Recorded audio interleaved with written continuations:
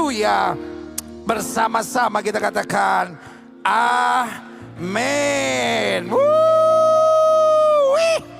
Kalau siapa yang bilang suruh duduk? Nanti duduk saudara-saudara. Kalau saya bilang Indonesia, semua bilang merdeka. Saya percaya seperti yang Bapak Menteri Agama bilang, Indonesia bukan ngontrak khususnya orang Kristennya. Tapi Indonesia orang Kristennya punya peran yang sangat penting. Nasib satu bangsa bukan hanya ditentukan oleh para politisinya. Nasib satu bangsa bukan hanya ditentukan oleh para pemimpinnya. Tapi nasib satu bangsa ditentukan oleh doa orang benar. Amin. Kalau saya bilang Indonesia, semua bilang merdeka. Indonesia. Indonesia. Indonesia. Kalau saya bilang GBI, semua bilang sehati, berdampak luar biasa. Setuju? GBI. GBI.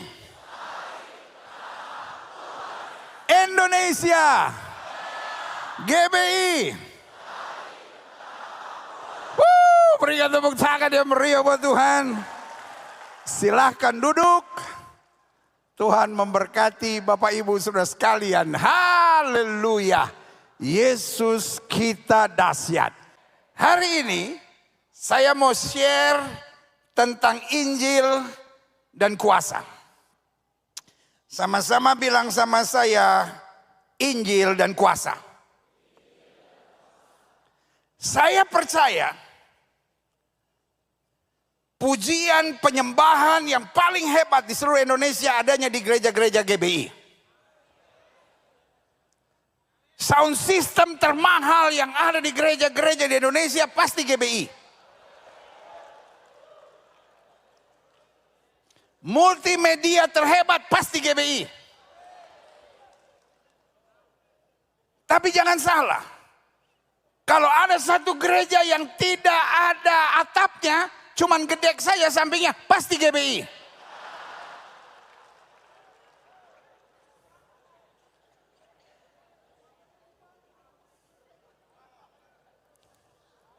Jadi kalau orang mau bilang GBI, gereja yang percaya Injil kemakmuran, tidak betul.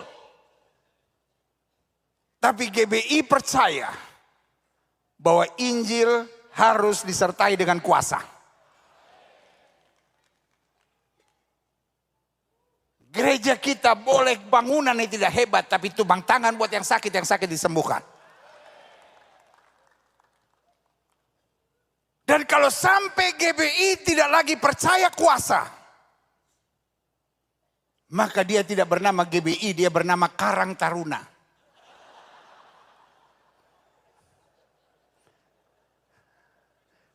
Karena seingat saya waktu saya sekolah, yang mengajar GBI adalah Dr. H.L. Senduk sendiri, Om Ho. Dan beliau selalu mengajar, Injil harus disertai dengan kuasa. Pendeta GBI yang doktor teologi dari sekolah-sekolah terakreditasi banyak. Meskipun yang tidak terakreditasi juga banyak, tapi nggak apa-apa.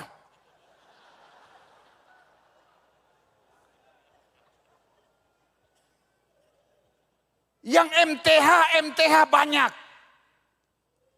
Tapi saya mau kasih tahu, yang tidak sekolah juga banyak.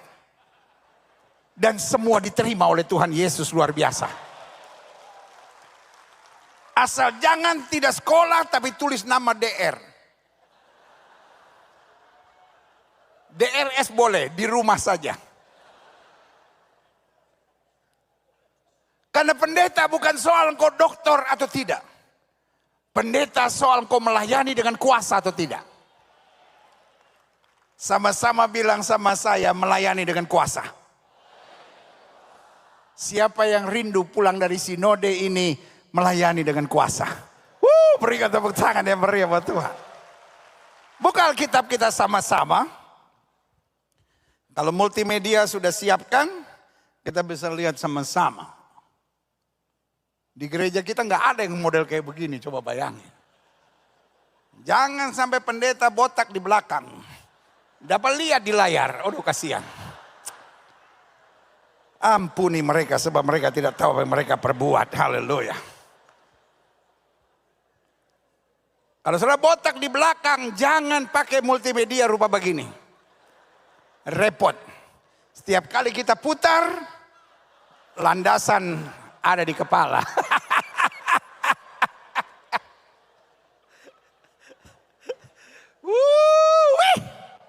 Bukan kitab kita sama-sama. Mana yang tadi? Kisah Rasul 14 ayat 5 sampai 11. Maka mulailah orang-orang yang apa? Tidak mengenal Allah dan siapa? Orang-orang Yahudi. Halo? Gini. Kalau saya bilang halo, jangan ada yang bilang hai. Terlalu feminim. Halo, hai. Kan saudara nggak harapkan saya juga bilang hai juga. Itu jaga ya GBI dari LGBT ya. LGBT boleh datang ke gereja tapi tidak boleh melayani. Ya tapi kadang-kadang mereka menyusup. Kita harus tahu caranya. Kalau dia laki betul, selesai pelayanan, terus dia gini nih, panas. Itu laki betul. Tapi kalau dia selesai pelayanan, panas. Orang Manado bilang setengah manta dia. Atau lihat juga dari doanya. Kan GBI banyak doa-doa terobosan kan. Kalau dia doa kencang begini kayak tadi Pak Yosia tuh. Tuhan berkati, itu benar. Tapi kalau dia buka tutup, Tuhan berkati dalam nama Yesus.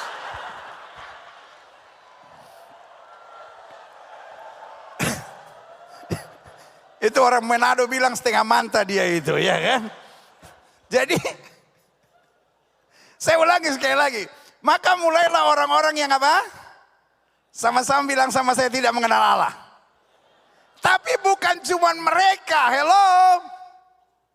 Gini, haleluya gitu dong. Orang bilang hello, hai. Segala kemuliaan buat Tuhan. Orang-orang yang tidak mengenal Allah tidak sendiri dan orang-orang Yahudi. Siapa orang Yahudi? Bangsa pilihan, umat yang mengenal Allah. Tetapi orang-orang yang tidak mengenal Allah dan orang-orang Yahudi bersama-sama dengan pemimpin-pemimpin mereka menimbulkan apa? Satu gerakan untuk apa? Memberkati, mengumpulkan dana, no. Untuk apa? Menyiksa dan melempari kedua rasul itu dengan apa? Batu. Pertanyaan saya, apa yang dibuat oleh rasul-rasul itu memberitakan Injil? Tugas kita bukan membesarkan gereja, tugas kita bukan memperindah gereja, tugas kita memberitakan Injil. Kalau karena memberitakan Injil gereja kita jadi besar, haleluya. Tapi ada juga yang karena memberitakan Injil gerejanya dibakar, haleluya. Sama-sama bilang sama saya, tugas saya memberitakan Injil. Hari-hari ini ada banyak pendeta mau berusaha menjadi motivator. Kalau motivatornya dasarnya kebenaran firman Tuhan, semua kebenaran firman Tuhan harusnya memotivasi. Amin. Tapi jangan berusaha jadi motivator karena tugas utama gereja memberitakan Injil. Yang setuju sama saya katakan saya harus tetap memberitakan Injil. Tapi jangan salah, ayat ini bilang dari orang yang tidak mengenal Allah, dari bangsa pilihan Allah, mereka bersatu bahkan mendatangkan sebuah gerakan, tujuannya untuk apa? Menyiksa dan melempari kedua rasul itu dengan batu. Sama-sama bilang sama saya, ada harga untuk pekabaran Injil. Yang siap sama-sama bilang, saya siap bayar harga.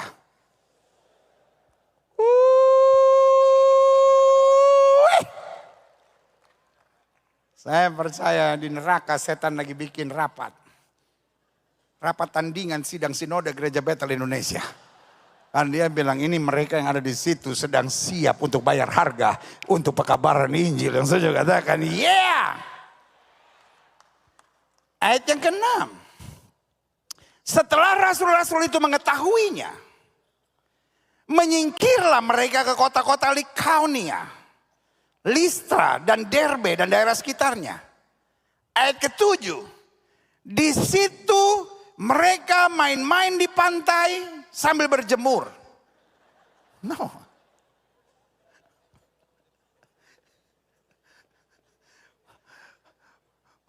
Mereka pindah karena tekanan pemberitaan Injil. Tapi mereka tetap memberitakan Injil. Sama-sama bilang, saya harus tetap memberitakan Injil. Ayat yang ke-8. Di Listra ada seorang yang duduk saja karena lemah kakinya dan lumpuh sejak ia dilahirkan dan belum pernah dapat berjalan. Ayat 9. Ia duduk mendengarkan ketika Paulus berbicara. Dan Paulus menatap dia dan melihat bahwa ia beriman dan dapat disembuhkan. Lalu kata Paulus dengan suara nyaring, berdirilah tegak di atas kakimu, dan orang itu melonjak berdiri lalu berjalan kian kemari. Ketika orang banyak melihat apa yang telah diperbuat Paulus, mereka itu berseru dalam bahasa Likaonia, dewa-dewa telah turun ke tengah-tengah kita dalam rupa manusia. Ayat yang ke-12.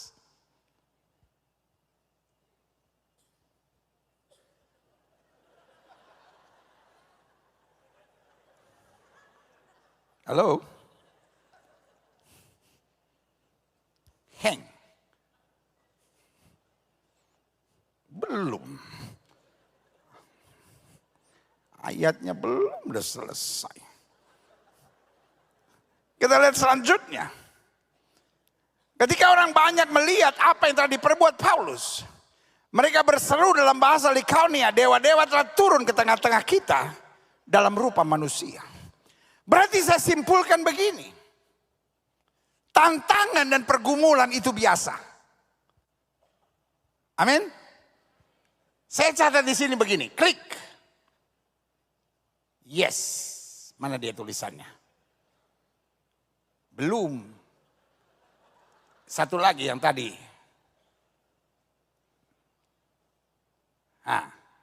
Mana dia? Tantangan, masalah, pergumulan, tekanan dalam pemberitaan Injil itu biasa. Sama-sama bilang sama saya, itu biasa. Pak, tolong kalau saya bilang, Pak, jangan ada yang bilang, oi. Sorry. Kelihatan kampungan. Orang Amerika bilang, kan ada Tim Hill tuh di sini kan. Orang Amerika bilang, villagesan. Villagesan. Village, kampung. Kampungan, villagesan.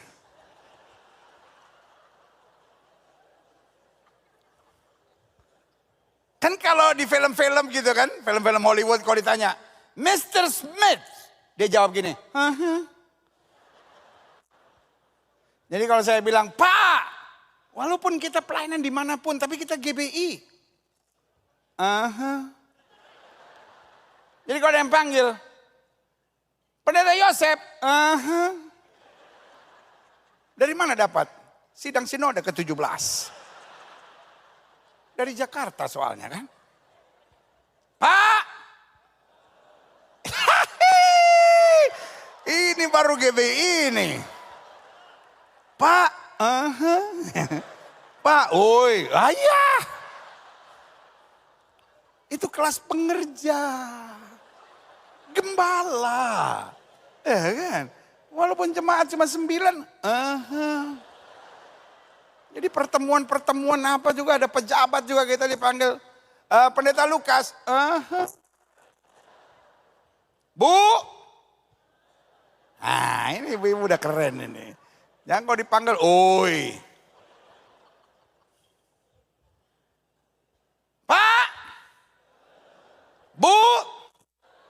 Tantangan itu biasa. Jangan ada pendeta GBI yang menangis karena tantangan. Jangan ada pendeta GBI yang mau mundur dari gereja karena ada tantangan. Jangan ada pendeta GBI yang tulis surat ke sinode lalu berkata saya mau keluar dari GBI. Terlalu banyak tantangan. Sama-sama bilang tantangan itu biasa. Kita bukan orang-orang cengeng yang takut dengan tantangan. Kita pahlawan Kristus, orang-orang pilihan Allah yang siap menghadapi tantangan. Dan kita tahu kita makin hari makin kuat. Yang setuju katakan amin. Saya menyebut tantangan, pergumulan, masalah, tekanan, ancaman sebagai vitamin dan sekaligus vaksin. Waktu semua orang terkena COVID, kita harus terima vaksin.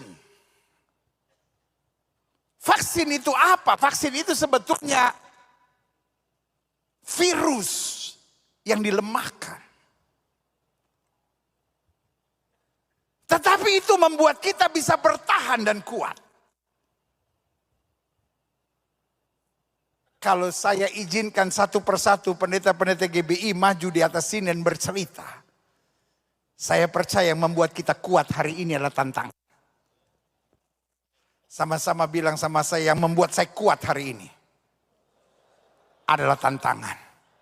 Jangan bilang sama saya, ya tapi pendeta tantangan sekarang tambah hari tambah menakutkan. Lama-lama saya juga udah gak kuat. Masa ya tantangan terus. Setiap kali ada tantangan, ada kemenangan dahsyat. Ada tantangan, ada kemenangan dahsyat. Ada tantangan, ada kemenangan yang lebih besar Tuhan sediakan.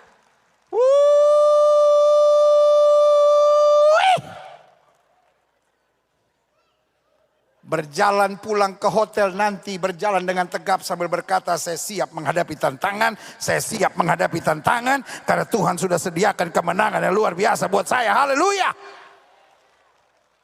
Nah saya coba catat, klik, mengapa iblis tidak suka kita beritakan Injil? Yang pertama, karena dengan berita Injil manusia diubahkan. Bapak-bapak, ibu-ibu pejabat GBI yang luar biasa. Sebagian saudara adalah senior-senior saya dalam pelayanan. Dan apa yang kau tabur dalam pelayanan sungguh mengagumkan buat saya. Saya mendengar banyak cerita dari daerah, saya mendengar banyak cerita dari pelayanan-pelayanan yang di pelosok-pelosok. Saya menangis mendengarnya karena buat saya apa yang kau kerjakan sungguh luar biasa.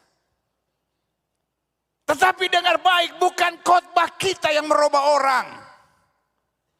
Taruh tangan kanan kita di dada dengan sehati dan kita bilang, bukan khotbah saya yang merubah orang.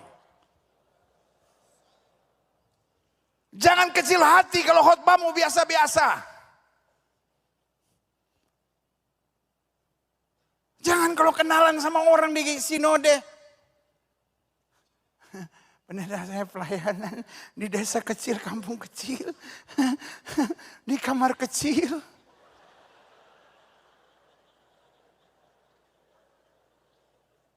Semua pendeta GBI kalau kenalan bilang saya pendeta GBI, titik. Baru kalau ditanya pelayanan di mana, nggak usah bilang di kampung atau di mana, bilang saja Sabu. Ini kan Sabu terus masih dalam lagi 2 jam. Nggak usah. Sebut aja kampungnya apa. Dia nggak tahu, dia yang bodoh.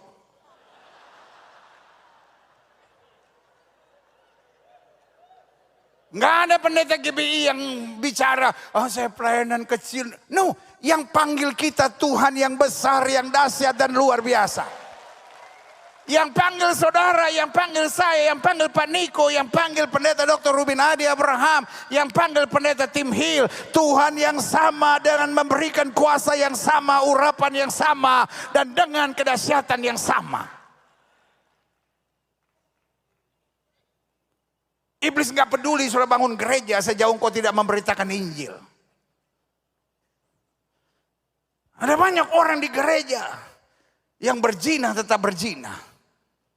Tapi pendeta GBI ada yang berzina nggak? Kalau ada tolong maju ke depan kita foto bersama.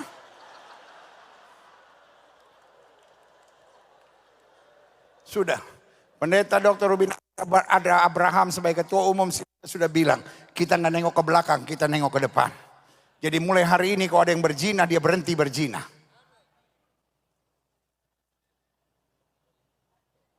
Lapor Pak Ketum, ada 24 yang tunduk.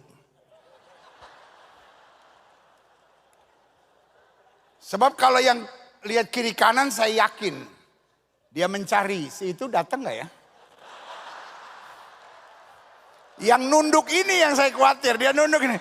Mudah-mudahan Gilbert nggak tahu gitu.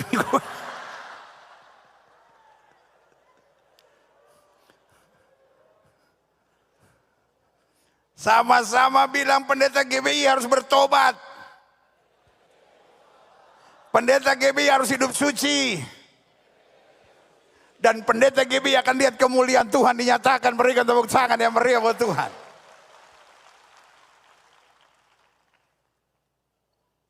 Mengapa setan tidak suka kita beritakan Injil?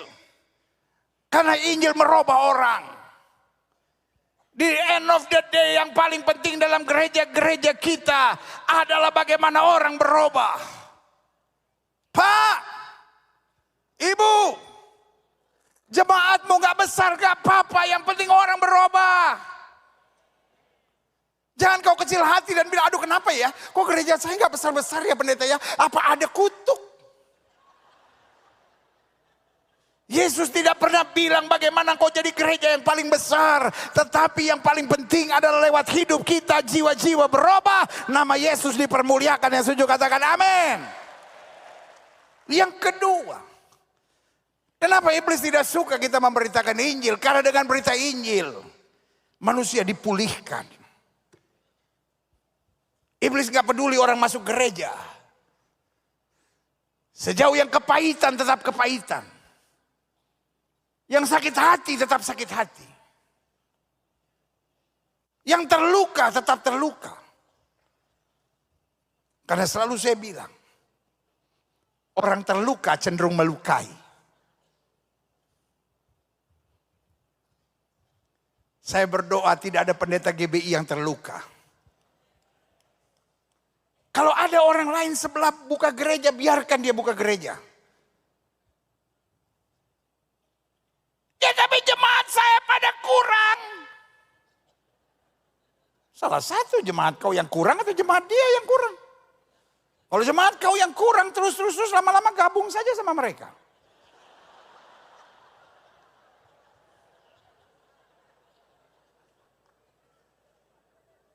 Gereja bukan tempat kita cari makan. Ini saya udah yakin dari pertama saya persiapan dari kemarin saya udah tahu susah ada yang bilang amin ini. Pendeta bukan tempat kita cari makan. Gereja bukan bisnis. Gereja tempat kita bawa panggilan Allah. Mungkin di gereja kita musiknya bukan lebih bagus dari gereja lain. Mungkin gereja kita AC-nya tidak lebih dingin dari gereja lain. Tetapi biarlah di gereja Bethel Indonesia yang pertama jiwa dirubah. Yang kedua orang mengalami pemulihan. Sesuatu yang dahsyat Tuhan kerjakan. Amin.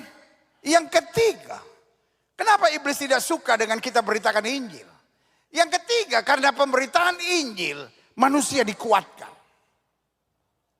Tahukah saudara? Hari-hari ini paling banyak orang stres? Tanya sama sebelah saudara. Kau juga stres?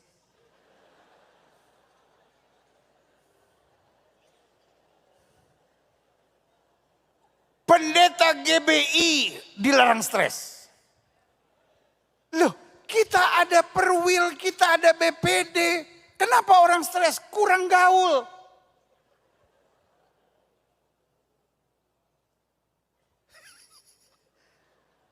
Kopimu kurang kental.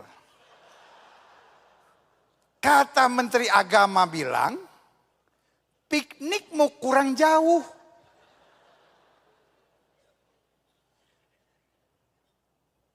Biarlah pendeta-pendeta GBI tetap pendeta-pendeta yang sukacita. Sukacita harus jadi warna di GBI. Pokoknya ketika pendeta-pendeta kumpul yang paling banyak tertawa, yang paling banyak semangat, dia harus pendeta GBI. Bu, jangan bikin stres suami. Pak, siapa yang paling banyak bikin kau stres?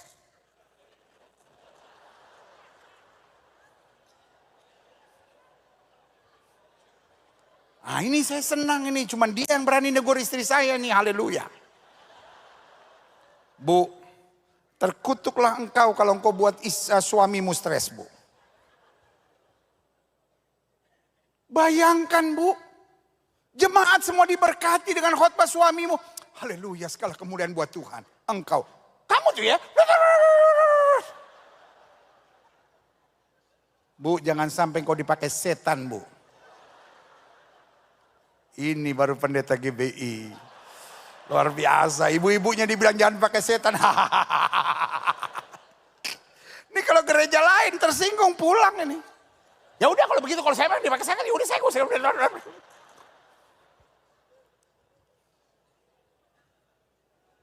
Ibu-ibu yang terhormat, pulang nanti sambil di jalan pegang tangan suamimu.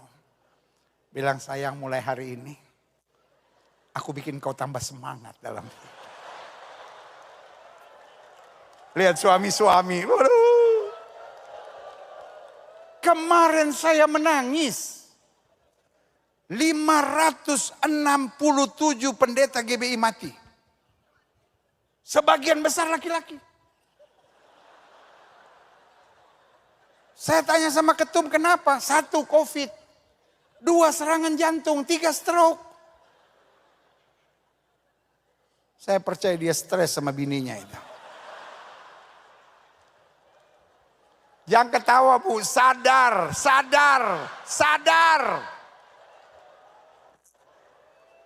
Saya lihat bapak-bapak tertawa bahagia sekali. Untung saya nggak pulang. Saya udah diajak pulang sama istri saya. Untung saya nggak pulang. Roh Kudus jaga saya. Pak, jangan bikin istrimu stres. Haleluya. Karena kalau istrimu bahagia, maka pendeta GBI rumah tangganya bahagia, penuh dengan kemuliaan Tuhan. Haleluya. Jadi ingat ya, kenapa iblis tidak suka kita beritakan Injil? Karena dengan berita Injil manusia diubahkan, dengan berita Injil manusia dipulihkan, karena berita Injil manusia apa? Dikuatkan. Sama-sama bilang, saya harus menguatkan. Pak, nasib banyak orang ada di tangan pelayananmu. Banyak rumah tangga nasibnya ada dalam pelayananmu.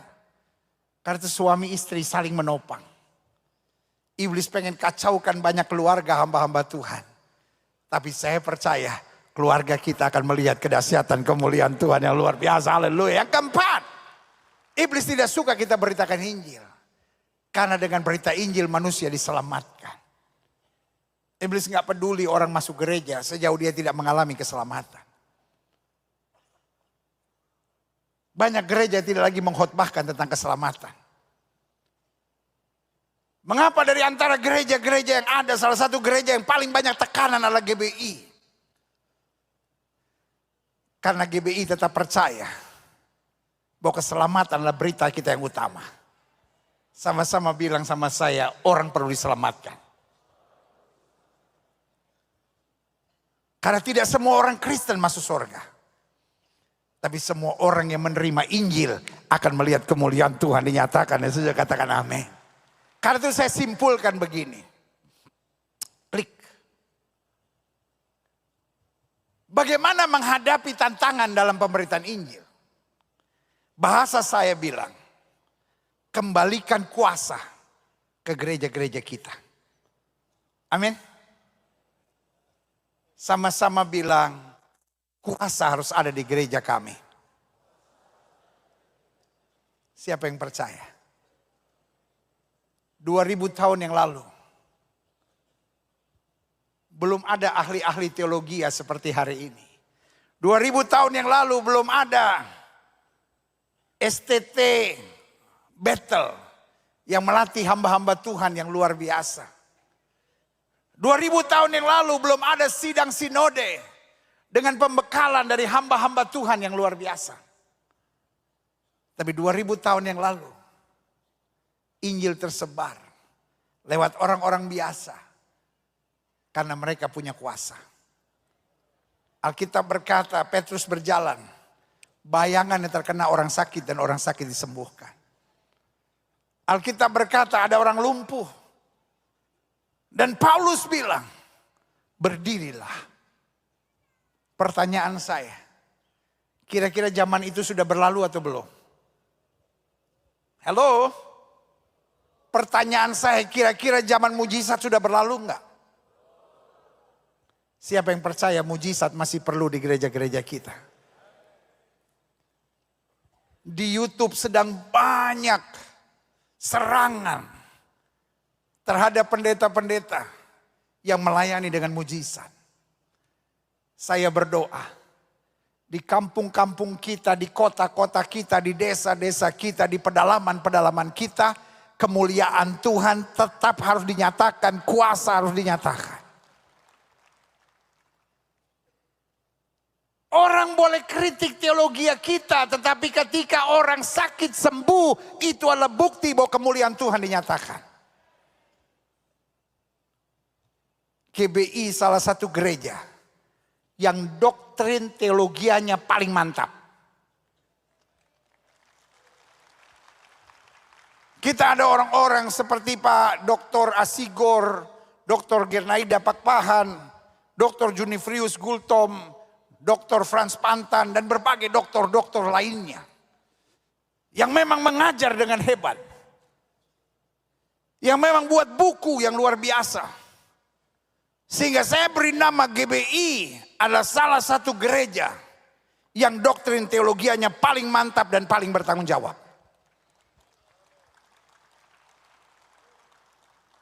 Kalau ada satu dua yang mengajar kurang-kurang mantap, itu tidak mewakili GBI secara umum. Tapi GBI punya buku-bukunya tentang itu. Kalau saudara perlu hubungi kantor BPP. Tapi yang saya mau ingatkan buat saudara. Betul doktrin kita mantap. Tapi gereja kita juga percaya, orang percaya tumbang tangan buat yang sakit disembuhkan. Kita masih percaya usir setan dalam nama Yesus, maka dia lari. Dan saudaraku, ini yang saya mohon sebagai rekan dalam Tuhan. Saya di bagian penginjilan mau mengingatkan setiap kita. Mari kembalikan kuasa di gereja-gereja kita. Saya mengerti tidak semua bisa bikin hal yang bagus. Model media seperti ini. Gak semua bisa bikin gedung-gedung gereja yang hebat. Pak Bang tadi siang bilang 20.000, astaga. Sebagian kita, mungkin kampung kita, kota kita, nggak nyampe 20.000 orang. Udah termasuk anjing dan kucing di situ.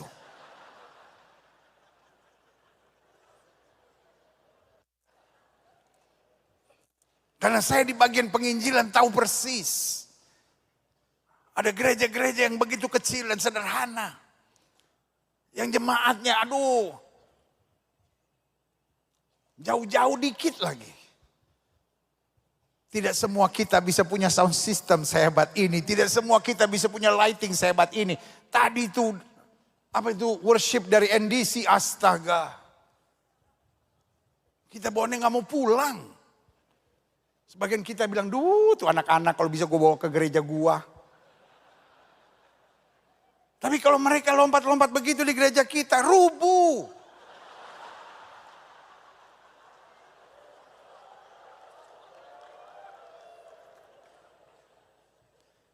Saya lihat beberapa sampai menangis ikut penyembahan seperti itu. Rindu, aduh kapan yang kayak begini ada di gereja saya. Musik boleh beda. Mimbar boleh beda. Tapi saya percaya kuasa yang sama harus ada di setiap gereja GBI.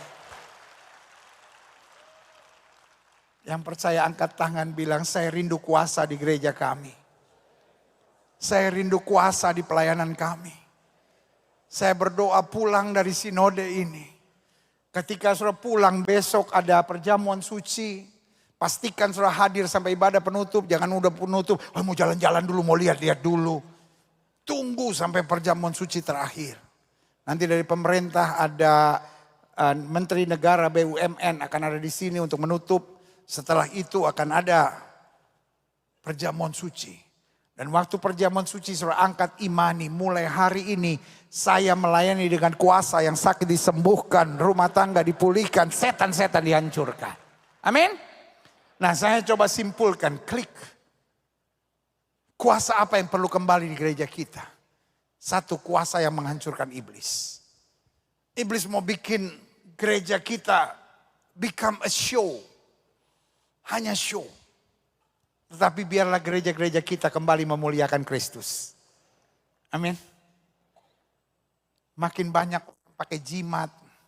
Makin banyak orang pakai kuasa kegelapan. Makin banyak orang percaya ramalan-ramalan nasib. Biarlah orang-orang itu masuk ke gereja-gereja kita di GBI. Mereka gak tahan karena ada api kemuliaan Tuhan yang ada di tengah-tengah mereka. Amin. Yang kedua, apa yang perlu kita kembalikan kuasa? Kuasa untuk menghadirkan apa? Kesembuhan. Rumah sakit makin banyak. Tapi rumah sakit makin mahal, bos. Saya ketemu pendeta-pendeta yang tiba-tiba khotbah dan bilang, apa itu?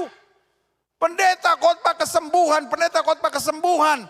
Tuhan sudah merubah metode kesembuhan menjadi hikmat bagi para dokter. Untuk membuat obat. Lalu kita minum obat dalam nama Yesus, itulah kesembuhan. Pertanyaan saya, bukankah di desa-desa kita sebagian tidak ada dokter, tidak ada rumah sakit? Tetapi ada tangan hamba Tuhan yang bisa ditumpangkan tangan buat yang sakit dan yang sakit disembuhkan. Sebagian besar gerakan Pantai Kosta dimulai dari orang-orang biasa yang menumpangkan tangan buat yang sakit dan yang sakit disembuhkan. Saya rindu kembali melihat. Dan saya percaya itulah awal dari doa pelayanan Dr. Hael Senduk. Pelayanannya penuh mujizat, pelayanannya penuh kuasa. Jangan GBI menjadi semakin modern. Semakin modern itu bagus. Tapi jangan sampai semakin modern melupakan kuasa Allah. Biarin orang bilang gereja kita gereja orang rendahan, orang biasa. Tetapi yang sakit disembuhkan, yang lemah dikuatkan, yang susah dihiburkan. Setan-setan dihancurkan. Amin. Sama-sama bilang pelayanan saya harus penuh kuasa. Malam ini kita akan berdoa. Saya undang pemain musik maju ke depan. Malam ini kita akan berdoa. Supaya pelayanan kita kembali pada kuasa. Saya berdoa. Di kampung-kampung, di desa-desa, di kota-kota, dimanapun gereja Bethel Indonesia ada. Haleluya kalau gerejamu besar. Haleluya kalau sound systemmu luar biasa. Haleluya kalau media centermu luar biasa. Haleluya kalau lighting di gerejamu luar biasa. Tetapi saya berdoa tetap, dimanapun gereja kita ada, kuasa Tuhan dinyatakan, hal-hal luar biasa Tuhan kerjakan. Amin. Yang terakhir, bagaimana menghadapi tantangan dalam pemberitaan Injil. Sekali lagi saya mau ingatkan dimanapun gereja ditanam. Ketum kita sudah menyatakan paling terlambat 2033 kita harus mencapai 10.000 gereja. Tapi saya percaya kalau tahun ini kita semua melayani dengan kuasa. 2024, nggak usah tunggu lama lagi. 2024 lebih dari 10.000 jemaat gereja Bethel Indonesia capai. Sementara gereja-gereja lain sedang berpikir bagaimana lebih modern. Gereja kita berpikir bagaimana kuasa Allah kembali ke gereja kita. Yang pertama, kuasa menghancurkan iblis. Yang kedua, kuasa yang menghadirkan kesembuhan. 3, kuasa yang menyatakan terobosan-terobosan mujizat-mujizat Tuhan. Supaya pengusaha yang di gereja saudara, yang sedang terbelit utang, tiba-tiba diberkati Tuhan luar biasa, bisa menyelesaikan utangnya dan nyumbang gereja. Itu aja amin.